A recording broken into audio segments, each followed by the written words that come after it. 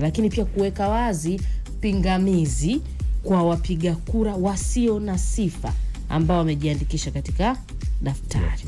Kwa hiyo ndo wakati. Kwa maelezo zaidi kama kisa hujamuelewa, unaweza kuwapigia hawa 0800 11 21 00. Sawa. Nikukumbusha kauli mbiu inasema kujiandikisha kuwa mpiga kura ni msingi wa uchaguzi bora. Huwezi kuchagua kama hujaboresha taarifa. Yaani hujajiandikisha hujaboresha. Utakuja kulaumu tu. Utapiga wapi? Utakuja kulalamika baadaye. Upige mashuti ila kura tuliojiandikisha na tumeboresha taarifa tutapiga kura. Haya wana muda wa Ngenga za Siasa dakika 16 baada ya saa 1 kamili za asubuhi. Ngenga za Siasa zitakuwa zipo live kwenye ukurasa wetu wa YouTube wa East Africa Radio. Unaweza kwenda kule ukafuatilia vizuri. Maoni hayo ni ya wanasiasa, wanangenga wenyewe, ambayo sio msimamo wetu, sio msimamo wa kituo, wala sio msimamo wa watangazaji. Unaweza pia kwa mtazamo wako, yani ukawa wako. Unaweza ukawa wako kwa umiliki, lakini pia unao nafasi ya kutoa maoni yako pia kupitia kwenye ukurasa wetu wa YouTube wa East Africa Radio. Andika pia pale maoni yako kuhusiana hiki ambacho utakifuatilia kupitia kwenye Ngenga za Siasa zikiongozwa na Samson Chazi. Si ndio hivyo kisa Daniel? Tukirudi hapa kama mambo yatakuwa sawa, tutakuwa tuna Lebrus Mchome. Moja kati ya wale walioandika barua kwa msajili. Ndio yeye aliandika barua kwa msajili ambayo imejibiwa hivi karibuni. Tutakuja kufahamu hapa lengo lake. Imefyeka vigogo. Mtumia kauli ngumu. Mwandishi mmoja wa gazeti aliandika vigogo Chadema wafyeka. Tarudi hapa kuzungumza hayo kwenye the interview, wala usio na wasiwasi. Kaa hapo hapo. Hii ni Ngenga za Siasa. Ngenga za Siasa. Ngenga za Siasa. Tole mfano kwa kulalia lile jimbo la Kibamba pale Mbezi Luisi ambapo unaonekana unapajua. Nahisi kuna sababu za msingi, matokeo yamebandikwa yakabanduliwa kwa mujibu wa Nice na kesi. Hayo hayakubandikwa, yaani wao waligoma kabisa hata kutangaza. Yalikuja kutangaza siku ya 3. Mimi nilikuwepo mpaka walikuja polisi wakapiga mabomu watu wakatawanyika. Mimi nilikuwepo kwa sababu ni sehemu ambayo unakaa. Na kwa bahati mbaya sisi mgombea wetu wa ICT alienguliwa. Umeona? Na hawakuja kwa nilikuwa dasi kuja kudai haki yao. Mimi nilifika. Kwa nini alienguliwa? Tulifika. Si sababu zao ni hizo, aliandika kwamba yeye ni mjasiriamali. Wakati wakasema eti hakuna kazi ya ujasiriamali. Wakati halmashauri ilitoa vitambulisho vya wajasiriamali. Mona Lisa, wakati unaendelea, kwa nini mna concern moja na Chadema lakini mnapingana kimisimamo? Hatupingani. Mna changamoto moja. Hizo ujasiriamali nini na Sam, unapaswa kuelewa, narudia tena kusema, kwa faida yako na faida ya Nice na faida ya watazamaji wanaotutazama. ACT haipingani na chama chochote kile. Sawa, cha upinzani. Lakini kifikra. Lakini tunaheshimu mambo yao. Kuna sisi tunataka tupate ile heshima ya mambo yetu. Kwa sababu lengo letu ni moja, kushika dola, Sam. Lakini kila mmoja ana njia yake. Kama wapinzani tunaweza kukaa chini kwa yale yanayotusibu wote, tukazungumza na namna gani tunaweza kuyatatua. Lakini kuna mengine lazima tukubali kutokukubaliana. Mimi siwezi kukubali kuwa msindikizaji wa Chadema. In fact, Chadema hawezi kukubali kuwa msindikizaji wa ACT. Kwa hiyo yale yanayotuweka mezani tuzungumze, tutazungumza. Ila yale ambayo yanaamuliwa na vikao vyetu vya chama, hatuwezi kwenda na ya Chadema. Kwa sababu chama chetu kina vitu vyote tunavyoviona vinavyotoka ni maamuzi ya vikao vya ndani ya chama. Sasa kama Chadema wamesema wao hawaendi kusaini, ACT halmashauri wameshasema tunaenda kushiriki uchaguzi, hatuwezi kuacha kwenda kusaini form za maadi. Ulichukuliaje no reforms no election? Mimi no comment kwenye hilo. Hayo ni mambo ya kwao. Sisi tuna operation yetu ambao tunasema tunalinda nini? Demokrasia. Kwa wao waendelee na hiyo ya kwao, sisi tuna ya kwetu ambayo operation linda demokrasia. Kwa sisi ni lazima tutalinda demokrasia. Kwa namna gani? Kwa namna ambavyo tutaona inafaa sisi ACT. Wao waendelee na misimamo yao. Mona Lisa, wakati unaendelea kuna mwananchi atakushangaa. Anasema mmeona nyoka, mnapita njia ile ile. Na umekiri hapa mgombea wenu umefanyiwa fitna. Hakuna sehemu ambao wagombea hawakuenguliwa wa vyama pinzani. Walibakizwa wachache. Okay. Kususia Sam haijawahi kuwa dawa. Mwaka 2019 yani kitu pekee CCM kinawafurahisha. Mwaka 2019 walisusia uchaguzi serikali za mitaa. Alikuwa waziri Jafo TAMISEMI akasema mtaingizwa hivyo hivyo. msiweke mpira kwa pani, akatolea hiyo. Ilikuwa kama faida kwao na wakapewa viti vya vita vijiji na vitongoji. Nakumbuka ilikuwa kama nini, waliwahi kususia bunge wakati wa sakata la escrow, wakaomba wabakie ndani. Zizo waziri anahusika na bunge alikuwa William Lukuvi. Kususia inaonekana kama issue fulani hivi na amsha. Hebu niambie, ni nchi gani iliwahi kupata mabadiliko ya kumweka mpinzani kwa kususia kwenda kupiga kura? Kwa sababu tunaishi kwa mifano ya nchi zilizoendelea, si ndio? Tunaishi kwa mifano ya vyama wapinzani walioingia madarakani. Vyama vingine Zambia walisusia au walipambana. Walisusia au walipambana. Sababu kususia mimi kwetu mimi natamani mnieleweshe hii kauli ya kususia imetoka wapi, kwa sababu hakuna aliyesema atasusia uchaguzi. Alafu pia labda unisaidie kidogo, maana mimi sio mtaalamu wa sheria. Ni kifungu gani ambacho kinasema usipo sign fomu ya maadili utashiriki uchaguzi? Hapo ukinisaidia naweza nikaelewa na ukanieleza wamesema wapi kwamba usipo sign tarehe fulani kwamba uweze kushiriki. Kwa sababu ukisoma haisemi kwamba nisipo sign leo kwa sababu Samson kaleta fomu ni sign hapa sitashiriki uchaguzi. Haijawahi kusema hivyo. Lakini wakati huo hakuna kiongozi wote wa Chadema au mwanachama wote wa Chadema ambaye amewahi kusema kwamba Chadema itasusia uchaguzi. Hebu tupunguze kupotosha umma. Na ndio maana tunasema no election. Mimi naomba subiri nikusaidie. Hujamaliza kunijibia. Tafadhali mimi nikuulize hapo. Nijibu kwanza then alafu utani. Kwa nyinyi mtashiriki uchaguzi au hamtashiriki uchaguzi? No reforms no election. Unaifahamu maana yake kwanza?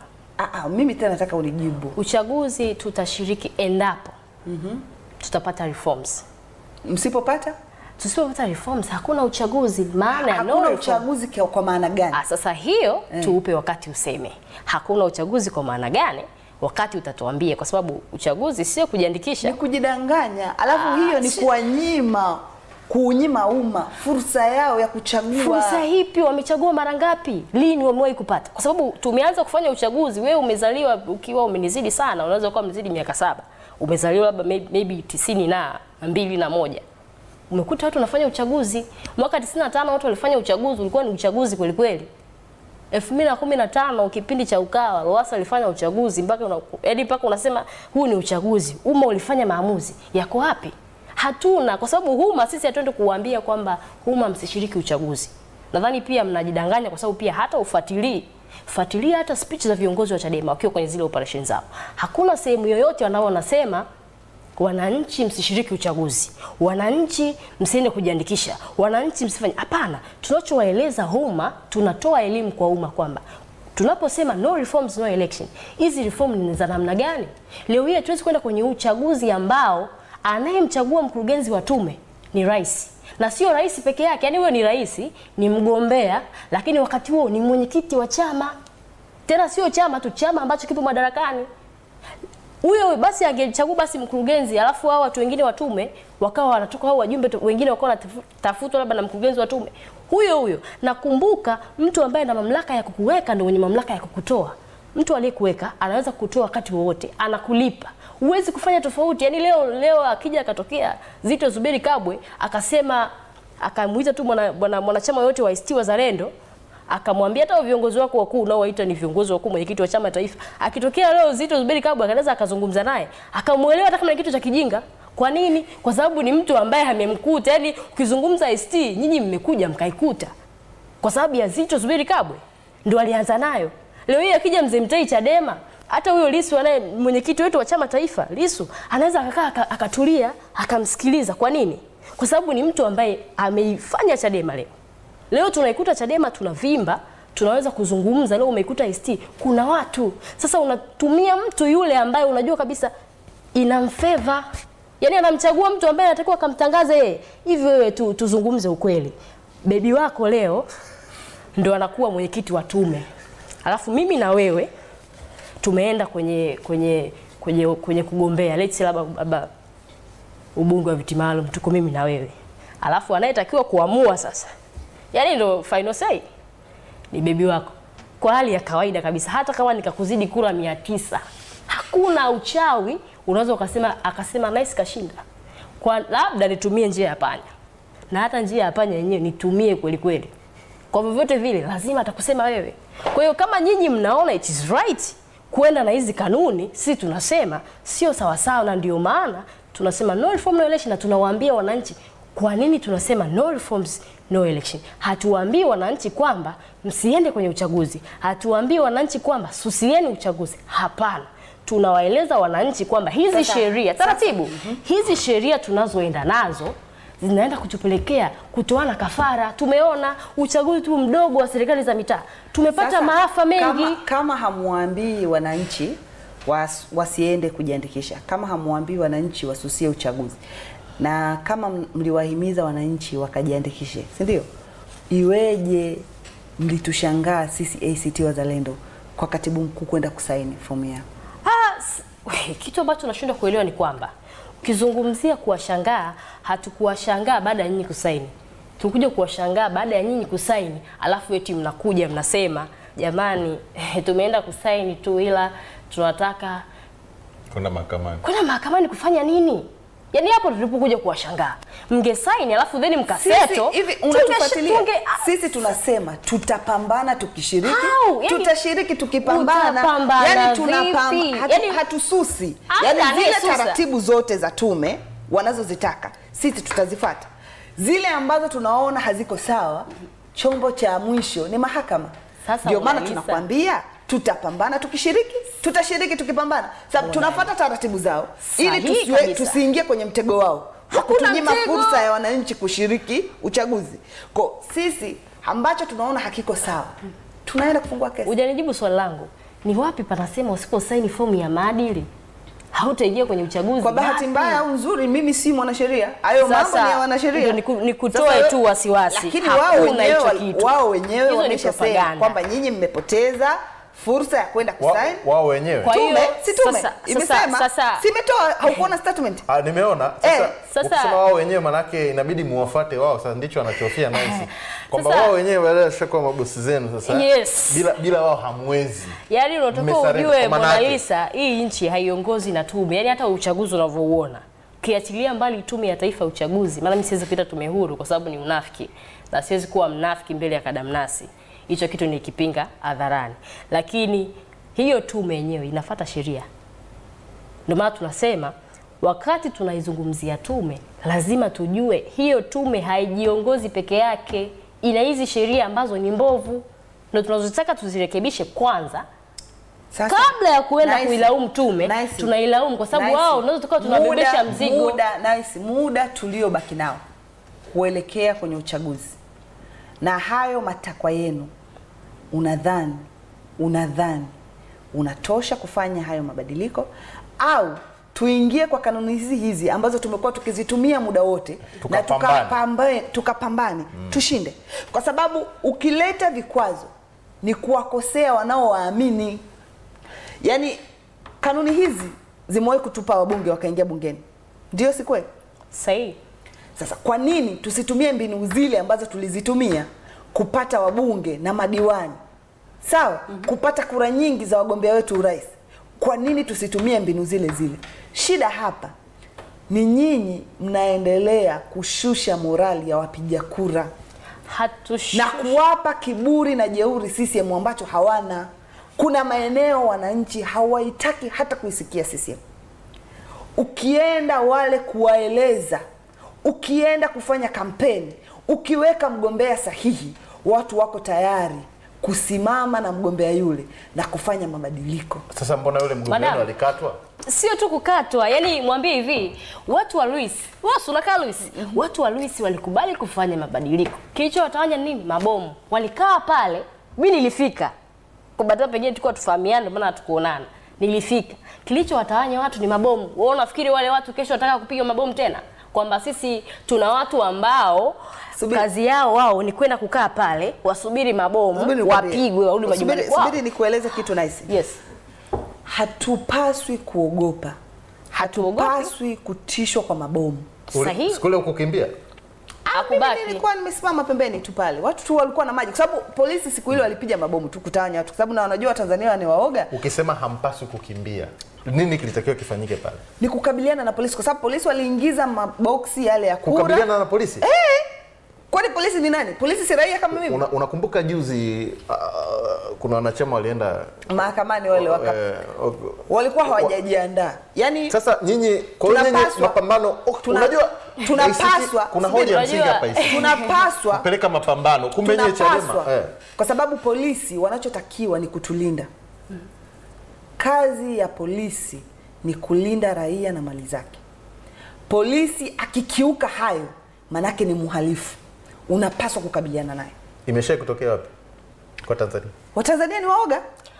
Lakini kumbuka wakati ule ambao ulikuwa msiandamane. Watu wanaandamana. Mimi nimekuwa Chadema. Umeelewa? Mimi nimetoka Chadema ndo tukaanzisha ACT. Okay. Umeelewa? Ilikuwa msiandamane, watu tulikuwa tunaandamana. Kweli si kweli? Sahihi. Watu walikuwa na morali na viongozi walikuwa wanatupa moyo. Polisi walizidiwa nguvu. Polisi hii nchi ni wangapi? Ni wangapi? Ni wangapi? Yaani Watanzania wote. Mbona kama anarudi vizuri mwache. Mbona kama unaendana na Chadema? No. Yaani sio namwambia sasa namueleza naisi kwamba hatupaswi kususia uchaguzi. Hatupaswi kuwatisha Watanzania kwamba tupambane kwa sababu wanaowapa kiburi, wanaonyesha mfano mwezi Novemba mwaka jana. Mgombe wako sikakatwa kwa sababu amekosea ameandika mjasiriamali. Mbona mpoonyesha mfano? Ngoja nimsaidie. Si ndio tunaje. Waje hao mfano wako wao. Mimi nakusaidia bwana. Tulikuwa na watu wa ST Wazalendo pale kwa DAS kwa mkuu wa wilaya pale Luguruni. Tulikuwa nao watu wa ST Wazalendo baada ya watu wenu kukatwa. Yaani wakija, yaani paka hata bibi ningekuwa DAS kiukweli, to be honest. Hata ningekuwa DAS. Kwa namna ambavyo mlikuwa mnakuja, jina sirudishi. Yaani unakuja yani tu jamani majina yetu. Alafu nyinyi leo mnasema eti tunapambana. Nyinyi kupambana mnaweza huko? Tunaweza. Ndio maana nakwambia. Mtoto mjie Monalisa. Kazi ya kupambana sio ya chama cha siasa. Kazi ya kushika dola sio ya kwetu, ni wananchi. Sasa kama nyinyi mnaamini mna hao watu ambao wanaweza kupambana na nyinyi, sawa sawa. Lakini sisi tunaamini umma unatakiwa kupata elimu ya kutosha. Wakishaelewa, umma wenyewe watakuja kusema. Na ndio maana nikakwambia Tandahimba tuna mtaa, tuna kijiji mimi. Tumepata kijiji na vitongoji vyake. Sahihi. Nimekisahau tu ni kijiji gani. Na mimi nilienda kufanya kampeni za kuunadi wagombea kule. Nilichokuwa nawaambia watu kwenye majukwaa ni kwamba hatupaswi kuwaogopa hawa watendaji. Twendeni tukafanye maamuzi na tulinde kura zetu. Watu waliwatishia watendaji kuwachoma nyumba.